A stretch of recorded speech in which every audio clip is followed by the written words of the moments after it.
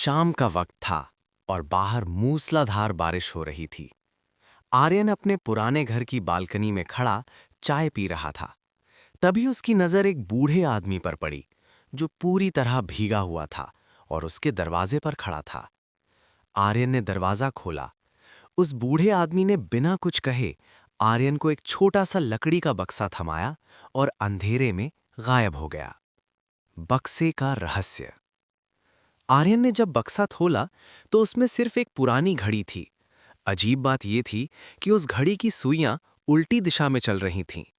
आर्यन ने जैसे ही घड़ी को ठीक करने के लिए उसका बटन दबाया, एक तेज रोशनी हुई और उसे चक्कर आने लगा।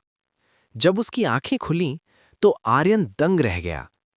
वो अपने वर्तमान घर में नहीं, बल्कि 20 साल पुराने उसी कमरे में था। सामने दीवार पर उसके बचपन की तस्वीर लगी थी। बाहर से उसके पिता की आवाज आ रही थी, जिनका देहांत कई साल पहले हो चुका था।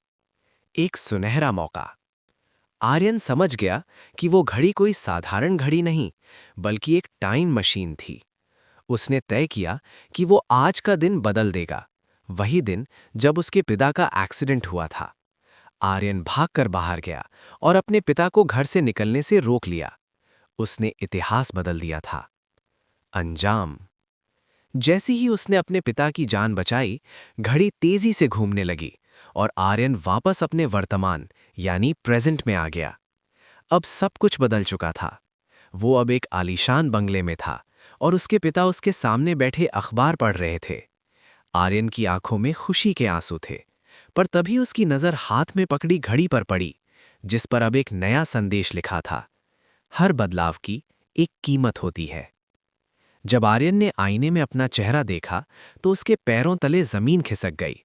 उसका चेहरा अब बिल्कुल उस अजनबी बूढ़े जैसा था जिसने उसे वो बक्सा दिया था।